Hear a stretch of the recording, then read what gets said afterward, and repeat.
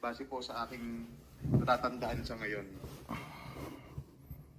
Tama po si Senator Lacson na ang mga engineers ng DPWH ay tila naging legman o bagman na lang. Kung tatanungin niyo po ako kung sino o kanino kami naging bagman, sasagutin ko na po ngayon.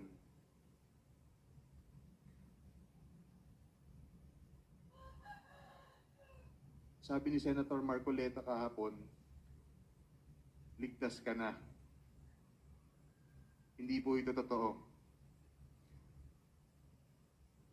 Si Senator Jinggoy Ejercito Estrada, Senator Joel Villanueva, Yusek Robert Bernardo, at D. Alcantara. Si Senator Jinggoy po ay nagbaba ng 355 million ngayong 2025 sa mga ilang projects sa Bulacan.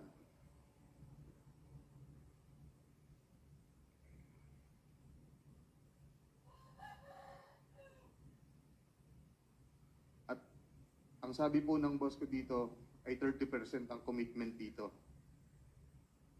Ang mga projects po na to ay